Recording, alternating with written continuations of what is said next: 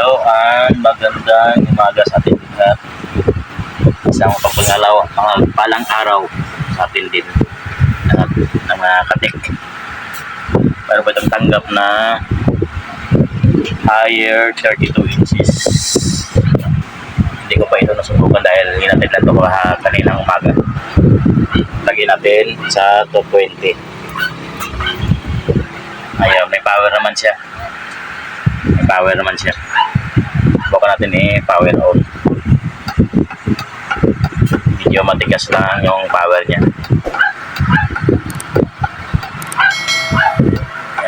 Ayan na, power on na siya. Ayun, may naninag ako dito na parang may ilaw siya. Ayan. Yan, ibig sabihin good backlight tayo. No display. Yan. Pag ganitong trouble, kasi hindi na tayo pupunta sa ibang section, doon na tayo sa panel mag-focus. Buksan ko lang muna para makita natin kung anong panel na ginamit.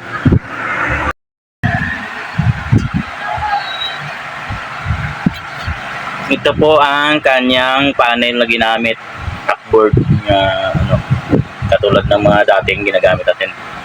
Pero hindi pa siya nakakaranas ng cutting method. Yan. Mga ganitong panel ay kadalasan ng sira nito ay nagpo-protect siya. So kung ang gagawin lang natin diyan kung nagpo-protect, mag-cutting tayo ng CKB lines. Mga CKB lines yung ganyan yun. Yan, CKB lines yan. Dito yan oh. May ano na yan, dot na yan. Bali, 6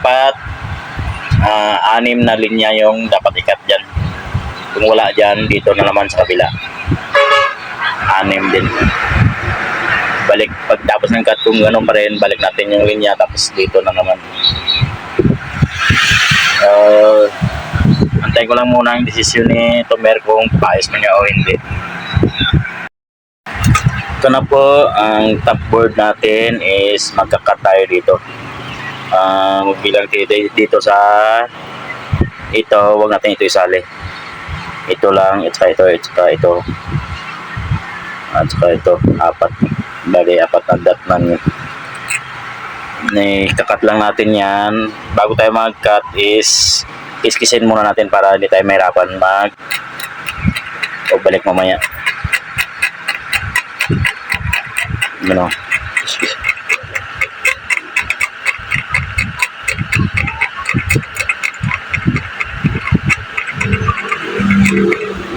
Yan ang 4 na yan. Yun lang ang kiskisin natin.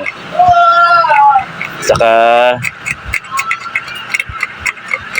huwag tayo dito mag-cut sa may ano na yan, yung parang butas na yan. May butas na yan oh. May butas na yan. Huwag tayo mag-cut dyan. Dito lang tayo mag-cut sa baba. Kasi yan connected yan doon sa kabila. Itong butas na yan.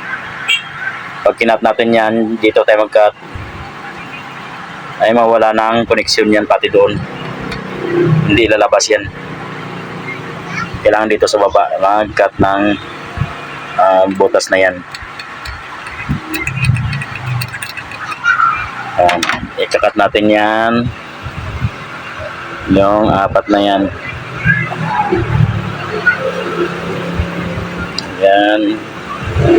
Dahan-dahan lang. Yan.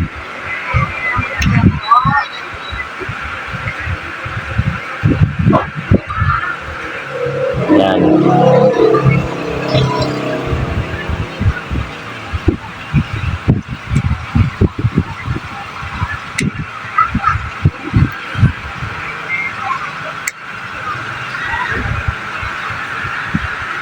Yan. I-cut na natin.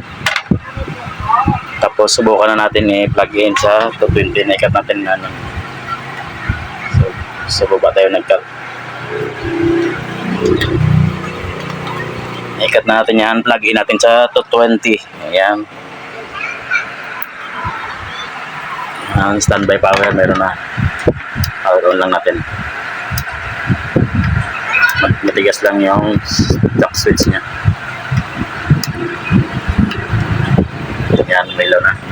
May ilaw na rin yung backlight natin. Ngayon, magti-tester tayo dito sa may bone na yan. Bone. Malabo na yung kabila natin. Yan, may bone na yan, dot na yan. May C. Lagay natin ang tester sa ground. Dito sa ground.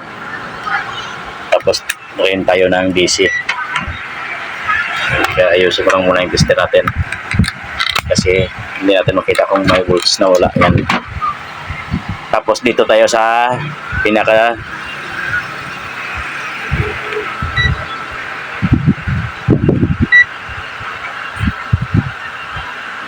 nagluloko pa yung tester natin.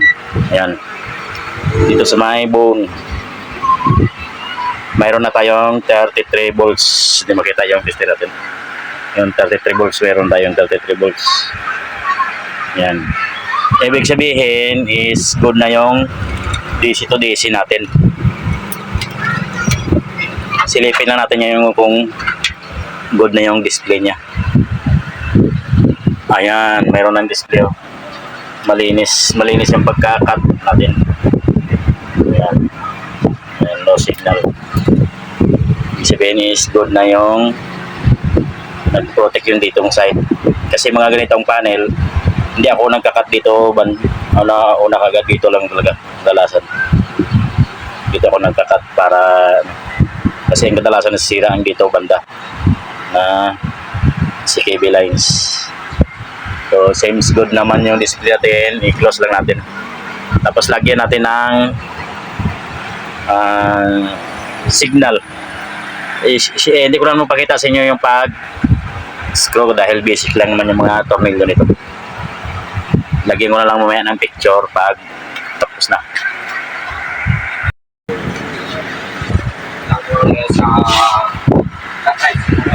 Ito na po ang TV natin. Hindi natin masubukan dahil walang remote sa picture yan. Okay naman yung display niya.